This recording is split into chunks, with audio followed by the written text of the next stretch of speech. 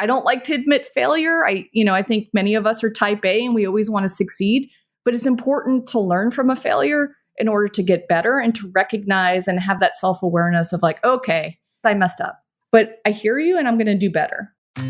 Hi, I am Sophie Vaux, and this is the Rise and Play podcast. In the show, I sit down with influential thought leaders of the gaming industry to deconstruct how they create the best team and company cultures in order to create the best games. Every episode brings actionable insight to improve your leadership, self-awareness, and emotional management skills. Because becoming a better leader starts with becoming a better human. So, are you ready to unlock your full potential in life and business? Let's begin. Don't just see the future, know the future with today's sponsor, Solsten. They make it easy to identify how your audiences and players actually play and what keeps them coming back for more. In a previous life, I used Solsten Product Navigator for a game in soft launch and discovered that my audience was more complex than I thought. Instead of one homogeneous group, I was able to identify two unique personas, take a series of calculated risks in our game design, and strike a balance between the two groups.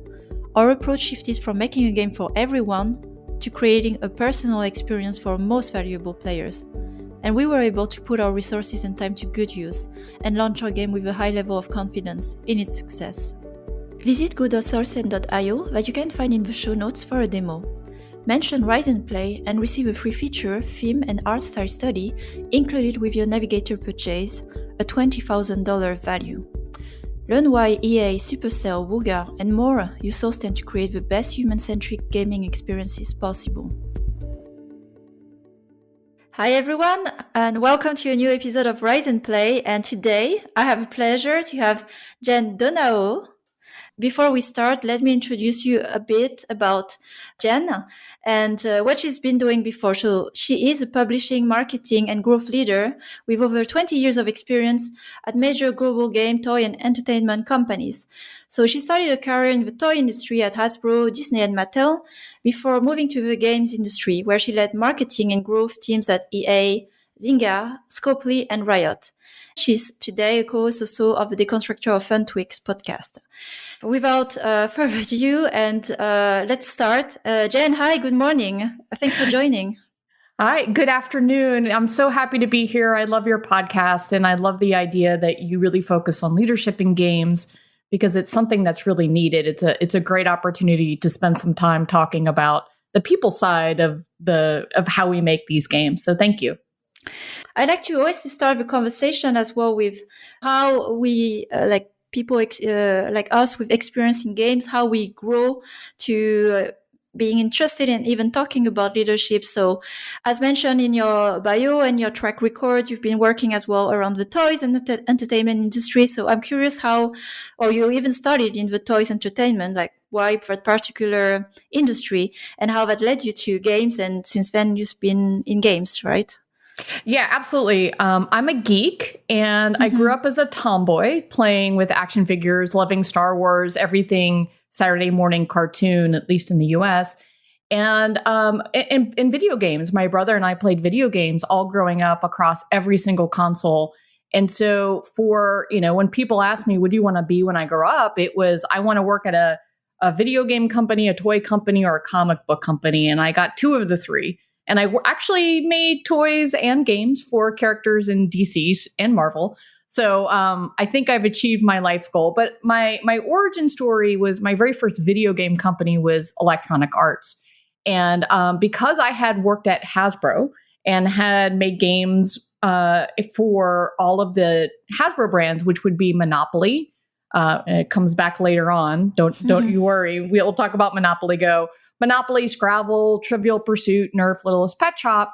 EA had just done a deal with Hasbro to do a 5-year deal to bring all of the Hasbro brands to video games. And I had never been in video games. And my boss at the time, Chip, said, hey, I've been in video games my entire career. I've done EA Sports. Why don't you come in? I'll teach you video games if you teach me kids and family toys. And so this is actually a leadership moment in itself for a leader to realize he had a gap and to bring in somebody with very differentiated experience than him to actually make the entire team better. And so that was really how I got started back in like '07, I think. And ever since then, I've just loved being in the games industry after so many years making Star Wars toys, Power Rangers, all the different great brands.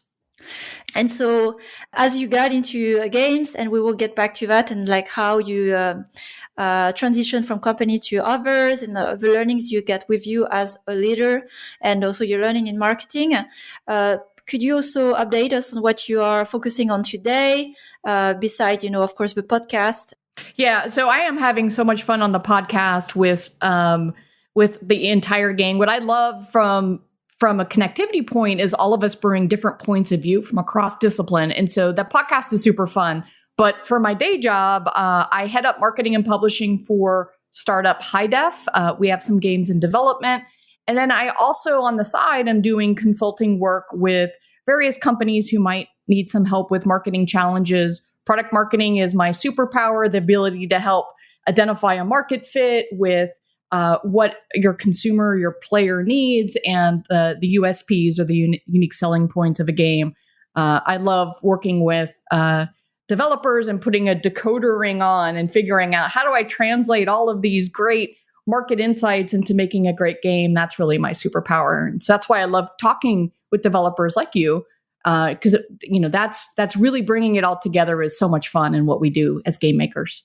So for today, because there are also very noteworthy companies, especially let's look at more of a recent experience, not too far, but I was curious about your time at Zynga and Scopely, especially how you joined the companies, if you can go briefly over your experience there, and the key learnings, whether it was really in peer management and leadership side and culture, I guess, because there are also probably very different culture of companies at different time, but maybe also some key learnings you had through the lens of marketing. Yeah. So for Zynga, I headed up marketing for the Farmville franchise. And this was around 2014 era. And then at Scopely, I headed up marketing for all of the mid-core games. So that would be Walking Dead, WWE, early Star Trek, Looney Tunes, World of Mayhem, even Monopoly Go version 1. See, I told you it would come back. The other interesting thing about what I did at Scopely, it went through a transition. So while I was a marketer across a portfolio, at the end, they moved us to be growth leaders on individual games. And so I moved to be growth leader on WWE Champions, which, if many people don't know, that's the superstars are wrestling. And so it's a kind of a puzzle RPG game, which is super fun and still around today and doing really well for them. So I think you asked a little bit about like from a culture and in what I learned from each of those different places. I think going back to what I said about like the role of product marketing and being able to put a decoder ring on to bring in insights to the game teams, that's really where I excelled at both of these companies from a leadership standpoint. I really relied on hopefully you can tell I have an authentic delivery. What you see is what you get.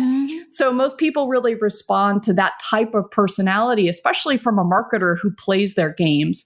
The other thing I would do is bring logic, right? So I would bring them data, I would bring them insights in a way that was, really made sense to them.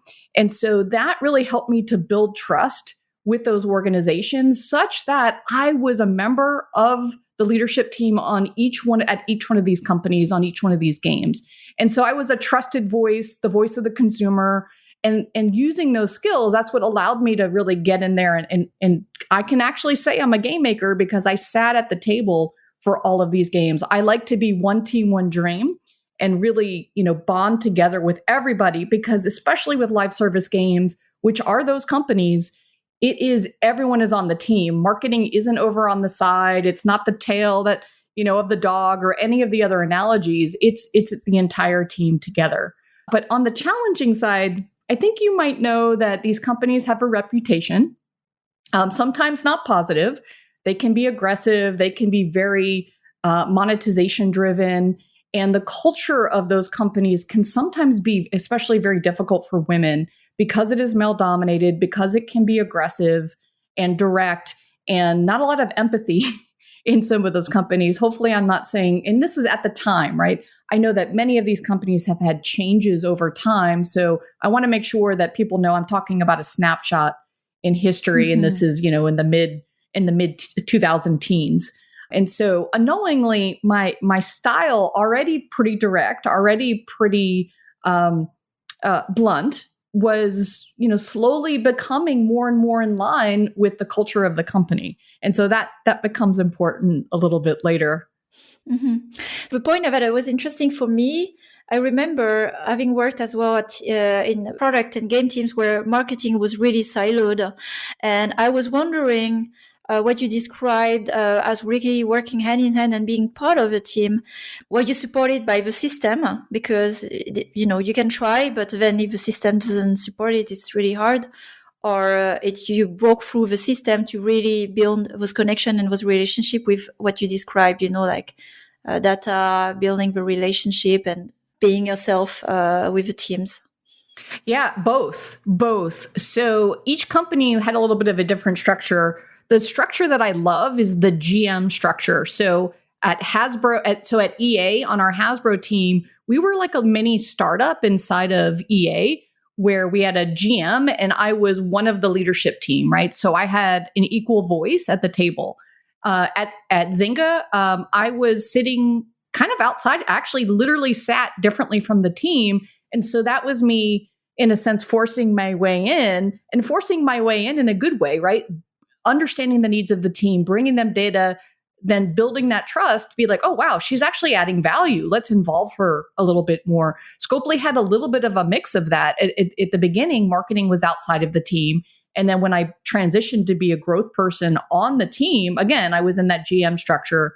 And I would say my personal favorite, if I could make a plea to all, structures and companies, and listen, I know it's different for every game, is involve marketing, comms, all of these functions inside of your game team. Give them a seat at the table, because that voice of the player can really help add value to what can make a good game a great game.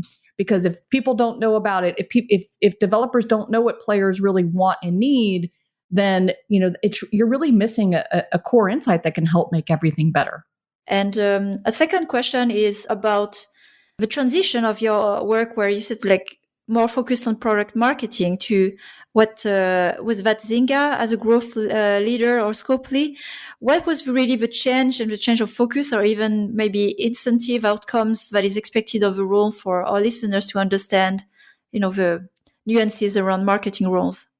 Yeah. So this idea of growth was a word that came up when performance marketing, or we all know as UA, started, right? So the analytical side of marketing, or the performance marketing, which is, hey, I'm going to track and understand every single user and their metrics or analytics in the game, which we all know now, a few years later, is very difficult with the deprecation of IDFA and all of the changes that Apple has made. So at the time, growth was a really important superpower, and to be a marketer who could really understand brand and product marketing, a little bit of the creative side of marketing alongside a very analytical marketing. I call those unicorns. So it was very difficult for me to learn, kind of both skills and come in with both skills. And, I'll be humble and say, listen, I'm not perfect at the analytical side. I still need a lot of support from my UA team, but I know enough to be dangerous across every single one of the areas of marketing. And so in Scopely, when I was the growth lead on WWE, I would sit down with the UA team, really craft the strategy, where are we going, and then have UA support people like actually doing all the tactical work. And what was interesting is Riot, or League of Legends, saw that I was doing that and reached out and said, hey, can you do something like that at Riot, but actually manage, and we'll give you a development team, a cross-functional development team with engineers, UI, UX, product folks, to figure out if we can grow League of Legends on the PC side, right? Like I had actually been very much in mobile now for a few years. And so then I transitioned to Riot, and that has a whole host of other kind of leadership challenges, which we'll get into. Mm-hmm. Yeah, perfect transition here, because I'm curious about how that transition happened, and where were you at the time when you were at Scopely that made you take the leap to say, okay, I'm going to jump on this crazy challenge where I have to solve everything. So I'm curious, what was the mindset at the time, the things that you expected and the things that happened that were not the things that you expected, and how you overcame the early challenges at the time? Yeah, so I think you see from my history, I've worked on a lot of big brands, whether they be Star Wars or DC or Jurassic Park or Jurassic World, all of these, Toy Story, any Disney property. I had not worked on one of the biggest games in the world, which is League of Legends, right? Like that game, I was like, wow, that would be fantastic to have an opportunity to work on a game that has and also such global reach, right? Like North America, many people don't know this. Most of the business is done in China and Korea on League of Legends. It is a global game, and there are many, many countries that love it. But the opportunity to then, kind of work with the Eastern mindset was really interesting. And so when I was interviewing, literally in my interviews, the Kotaku article hit. So for those that don't know, Kotaku did kind of a investigative journalism piece, and this was when a lot of the women were filing lawsuits for workplace sexual misconduct. And so this was the first domino to fall in what we all know in the game industry now is toxic workplace issues that have now hit Activision Blizzard, Ubisoft, and a number of smaller companies.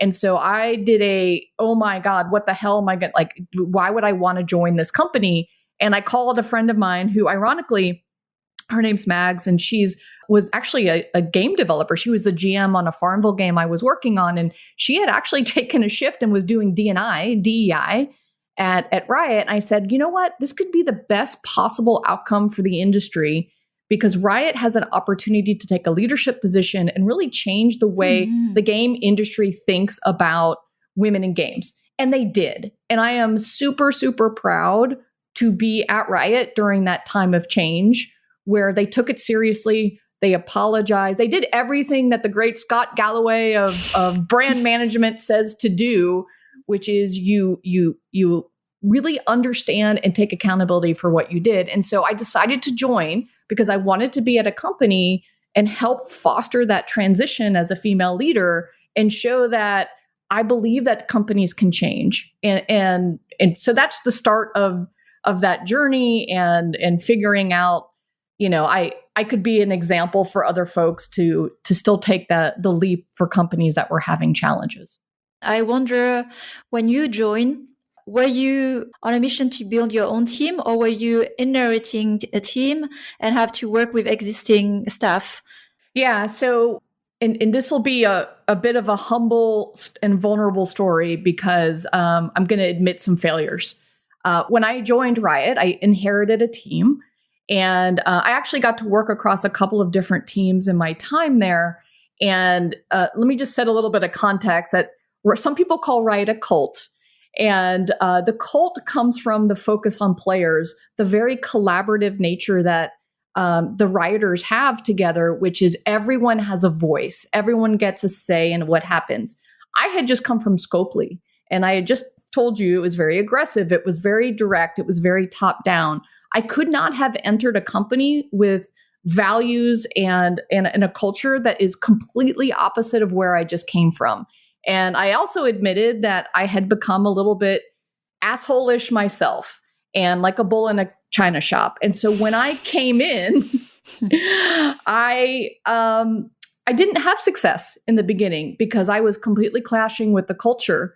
And admittedly, I didn't like who I had become in drafting off of the culture of Scopely. It was a little bit of a reason why I wanted to seek a different place, is because I care very deeply about my team. I'm a footballer for those in Europe, a soccer player for Americans. I grew up playing team sports. I'm very team oriented. I care very much, like, deeply about my team and everyone that we are doing this together.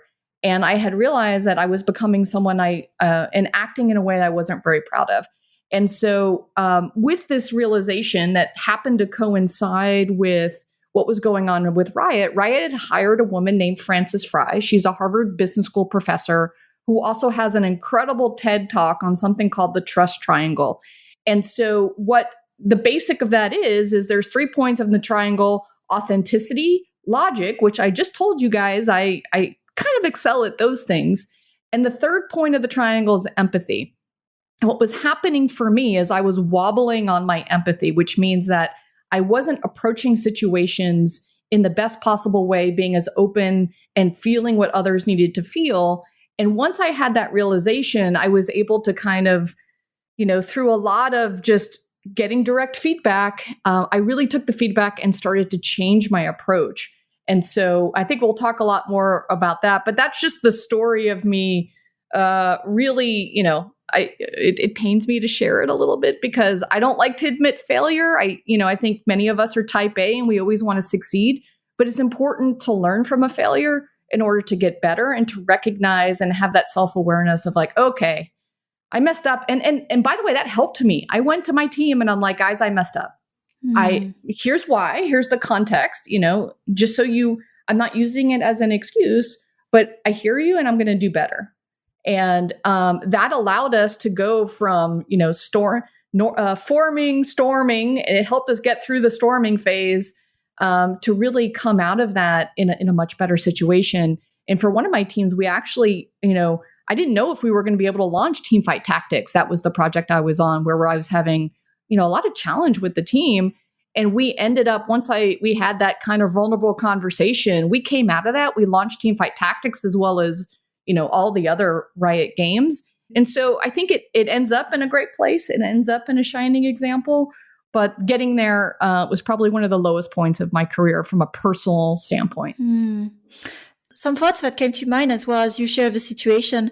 There's a lot of accountability and responsibility you take on you through this example, but I look at it with a critical thinking. What are the points where you could have been supported to not hit the wall, and then thankfully you had the resilience to go overcome this, where there's always a cultural kind of transition when you come from a different place. And I wonder how much Riot was accompanying you, acknowledging that this is where you come from and you need to work on those things before you come, or disclaimer, this is how we work and they will need adjustment, or I don't know, handbook, training, culture training, whatever, to facilitate the integration of leaders. Did you have any of that, or you had to learn by doing and hitting the wall?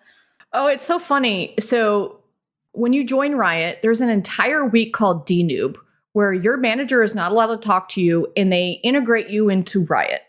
The thing that they actually never do in that entire week program, which is really excellent, is give you the real tea, the real story on how Riot really runs and operates. And so once, and by the way, you don't really figure it out until literally 6 months. So what I would do in service of my failure was every time someone would join the company, especially from a mobile company, the mobile folks had the hardest time because you're entering a company that's very PC minded, right? So I would sit them down and I would say, and actually, I should write a book on this for them, which is, here are the things I wish I would have known when I joined Riot to avoid having to tell you this story 6 months later. So, it goes to things like, Riot runs on relationships. You have to go and build trust. Riot runs on the meeting before the meeting. All of these like simple types of things. Everything takes 3 times longer than it would at your other company than it does at Riot because of the collaborative culture. And so I would really like make these pithy statements. And so many of these these leaders came back to me later, 6 months later, right? They said, "You were so right. Thank you for telling me. No one else told me this." And it helped me get up that learning curve so much quicker that you shared your learnings and how to integrate more quickly. So I wish that, there were better ways to onboard new people into Riot. And so I think about that every time I have it at High Def, the company I'm at, even though we're super small, 12 people, I would have these onboarding calls with people. And they said to us, this is the best onboarding I've ever had into a company, because I never want somebody to go through what I went through ever again.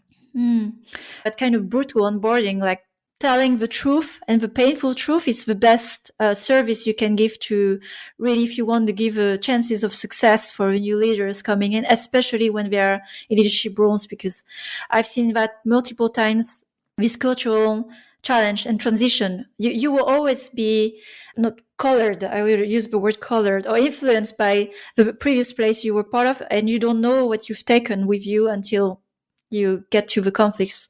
So that gives me also some thoughts, maybe of future as well.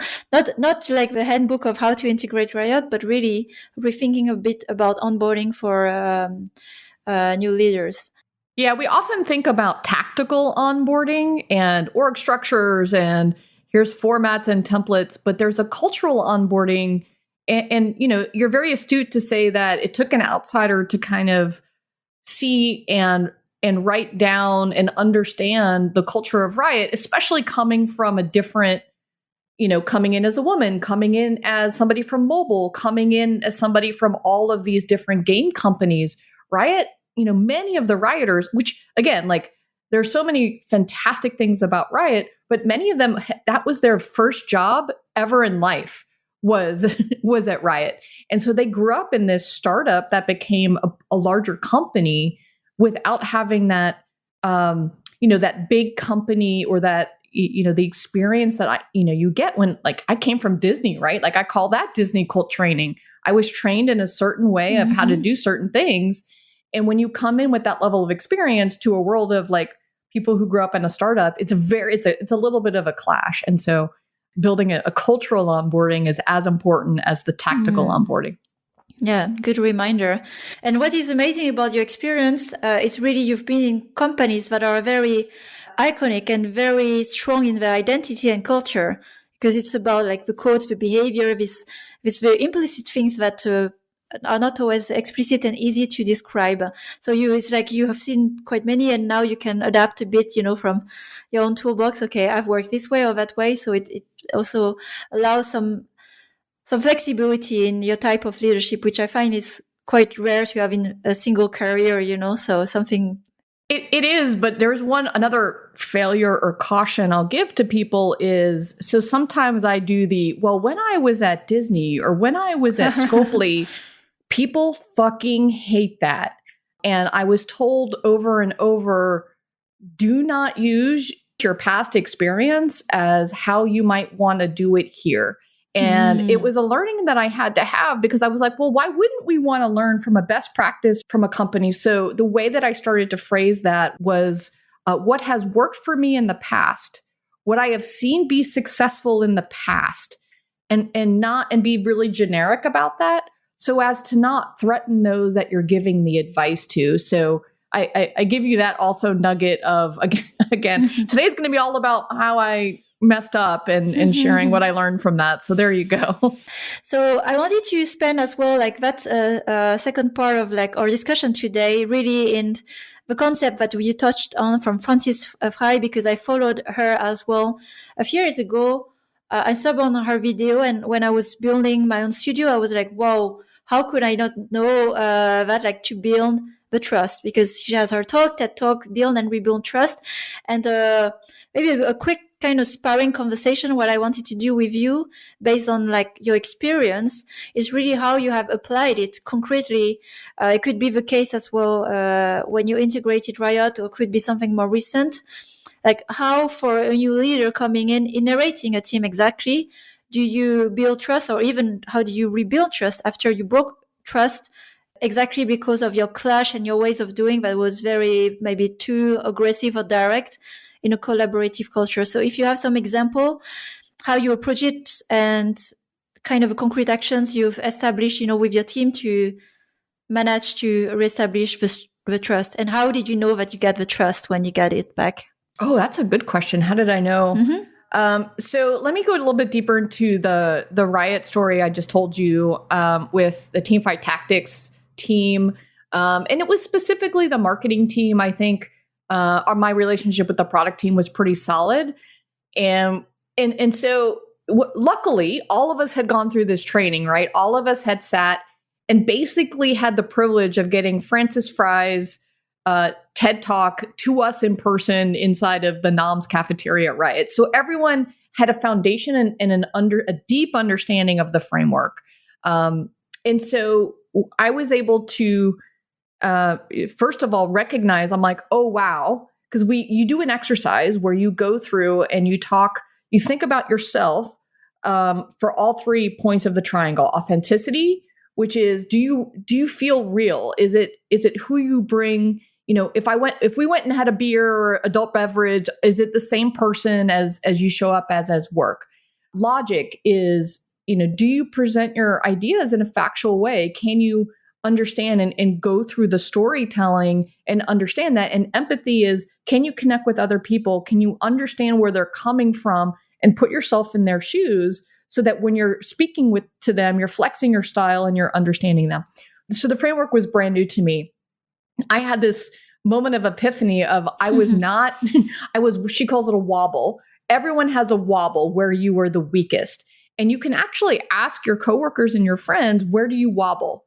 And for me, it was empathy, right? It was the ability for me to understand that I had come in, I'm brand new, I hadn't established any wins with these people.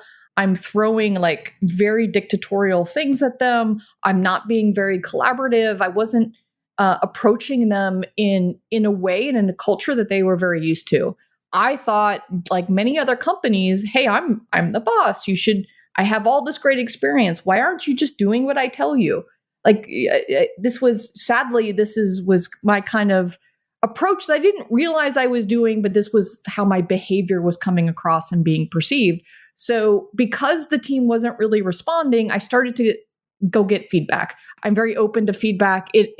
I did tear up many, many times having people tell me that I was mean and rude. And I was like, me of all people? Like, I have never, ever, my wife calls me an acquired taste and says that, sometimes I have an interesting sense of humor, but I'm one of the most caring people on the planet. And I'm also I'm a softie. And so it deeply hurt my soul to know that people thought and saw me as this person that I wasn't. And so the way that I rebuilt the trust was to, number one, publicly apologize and to say to the team that I recognize, I hear you, and there are going to be changes. And then I met individually with various team members, and I was open. I'm like, tell me more. How can I help you? How can I support you? And after first saying that, I'm sorry for those things. And the way that we knew that it worked is that everyone went on to do their best work and team health scores. So we ran the marketing team like an agile team does in development. We would do retros.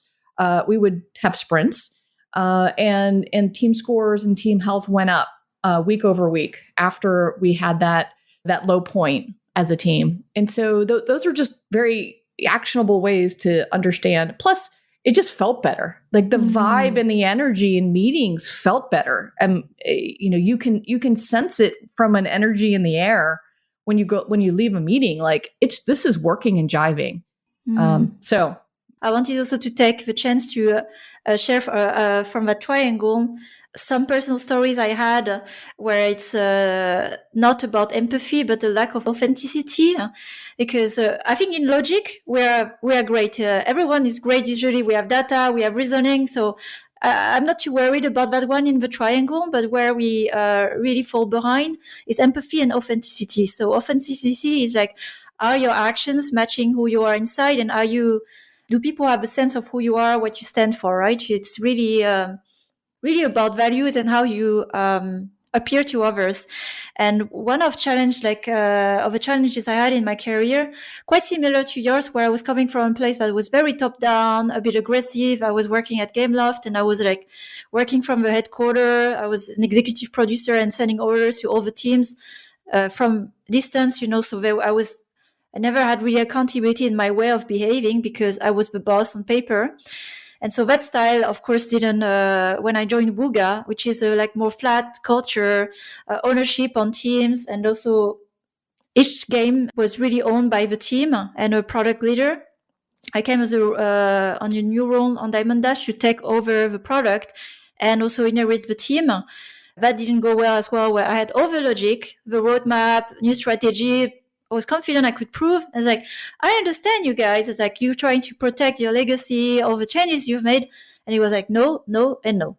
no, we don't want to change. No, we don't want to revive. It's like, oh, wow. Okay. I moved country for this new job for this company, and I can't just have a teamwork, like follow. I can't force them. I didn't know about the triangle, but I did it intuitively at the time, and I could make sense of it years after. Was the team doesn't know me, where I'm coming from. I come with my plan, with my rationale, with my sense of confidence, controlled or fake confidence. And I said, you know what? Let's do some a team event. Let's spend time having fun to get to know each other. That was very counterintuitive. There was a team event budget that was not used for forever. I don't know. Everybody had like 2,000 per head. I was like, I'm going to use that budget because no one had fun since forever on that game. And so we went with the whole team to ski in Czech Republic.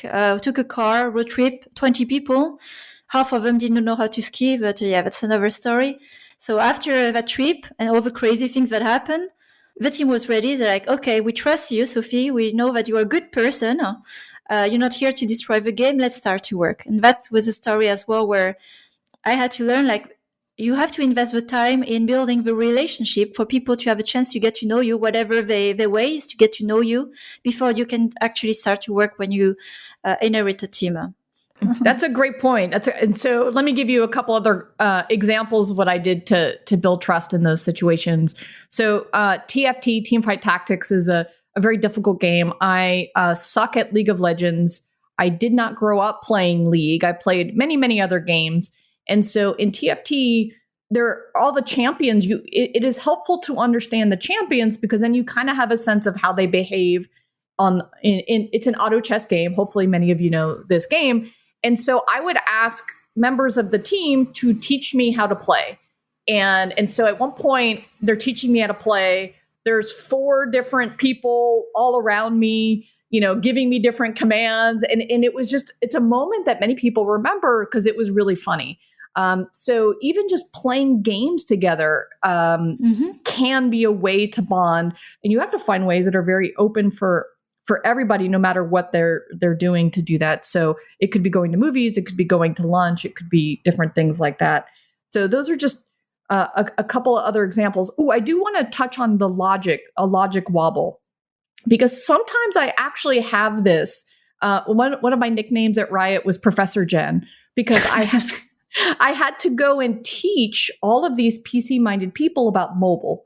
And so one of the things that I would do is I had to go teach executives about UA. No one knew anything about UA. I had to teach about mobile publishing. And so sometimes people can have a logic wobble if you save your key point to the end and you're meandering through this entire story, and they're like, do you lose them because they're like, what's the point? So the way that you solve a logic wobble, for those who need to know this, is you tell the key point of the story up front and then give all of your supporting information after that. So that way people are engaged. They're like, oh, how did you get to this amazing outcome? And so sometimes I would change the way that I would present my information depending on the audience. And if I knew they were more ADD or I was apt to lose them, I would give them something, more upfront. But if I knew somebody was really interested in hearing how I got there and the journey and the story, and they were going to be interested and invested, I could change the framing of my story. So for those that have a logic wobble, that's a really good tip. And to that point, it's it depends, because I have experience where it depends on the culture, like in international culture, where I would say, for example, in more German, I get that from Culture Map. Be straight to the point, and then maybe explain the rationale. But for French, for example, I don't trust what you're telling me if I don't know what is your thought process.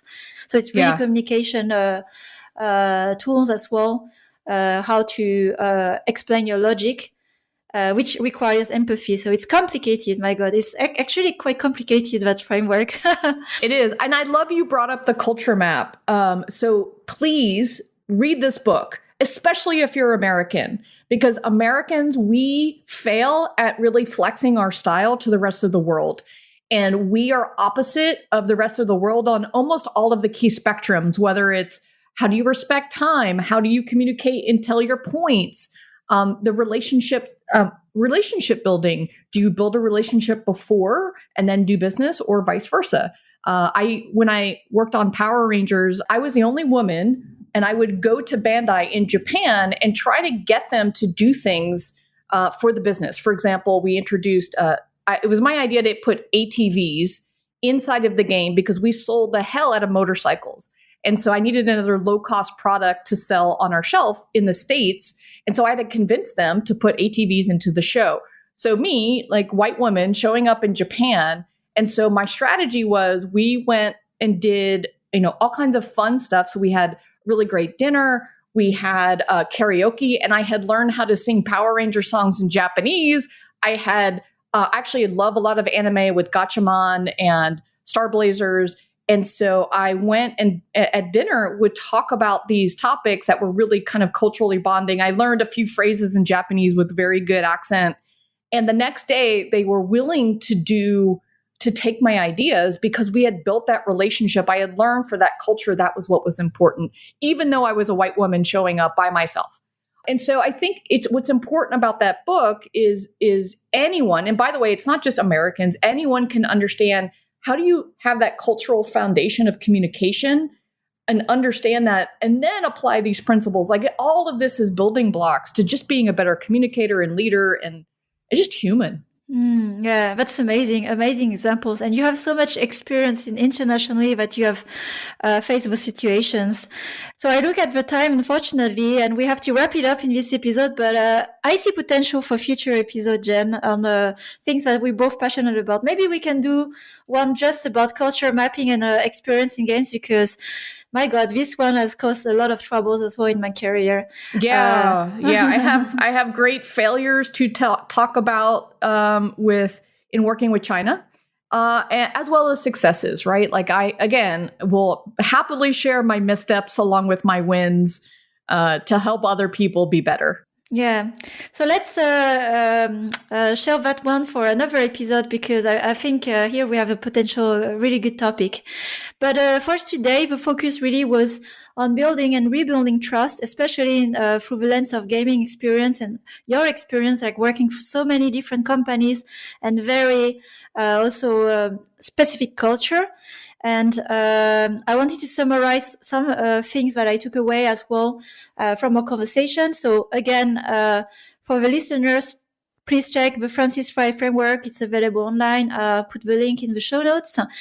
And the things to remember on the 3 pillars of the triangle are authenticity. So basically find a way, whatever the way, the code of the team, the culture code of the team is to build bonds. It's like fundamental when you are trying to build trust or repair trust. Second pillar, logic. And we touched on different ways of communicating logic. And it touches basically another area, which is communication. And then, different communication based on audience. But it's really important that you can pass your logic to the right audience, the right way. And the third pillar, which is about empathy, to really understand and be in the shoes of the person or the group you're trying to build trust with, and showing that you understand. And all those things together are pillars that make someone or a group feel the trust, because at the end of the day, it's a feeling. But there are components and factors that we described today that are helping to reinforce and build this feeling of trust. Did I miss anything, Jen, or would you like to add something? No, you're awesome. The one thing I want to add is Frances Fry. When you spell her last name, it's Frei. It's something when I hear it on a podcast, I spell it wrong. So please watch her TED Talk. It is worth the time to go through that framework. She also has a number of other books with her wife that are incredible to follow. And just it's really, really valuable. And I think if there's one leadership principle that has really helped me, it's this one. She also does a whole leadership principle on inclusivity and how having diverse perspectives can actually improve the business outcomes of your team. And so this is the foundation framework that then goes into that framework, which I think is important, especially as there's becoming more and more kind of questions about the role of DEI, I think that framework shows you that there are still business outcomes and that support the rationale for having inclusive views on your team. Thanks a lot, Jen. So many resources. I've enjoyed a lot of the conversation. And one last thing, I think the most powerful thing that also I will remind myself is apology, public apology. It's one very hard for leaders, but this is, if there's one thing, if you fail in doing all the other things, it's like you have to start by apologizing. I think it's one big reminder. So thanks a lot for sharing all those thoughts today and early this morning, and I really look forward. So you're in also my podcast as a host if you like, but I look forward to future conversation with you. I would love to. Thank you so much for hosting, and this has been a lot of fun. Thank you. Thanks for listening to this latest episode of the Rise and Play podcast. I am trying to grow a community of conscious leaders across the industry and beyond. So if you want to join this movement, please share the podcast with other conscious leaders, because we have so much more we can learn from each other. Also, please don't forget to follow the show so you don't miss out on future content. Every episode is packed with actionable insights that will help you improve your leadership skills now. And if you are interested in learning more on the topics that we discussed today, you can find more insights on riseandplay.io, and there you will also find my free masterclass on conscious leadership. So, have a great week, and until the next time,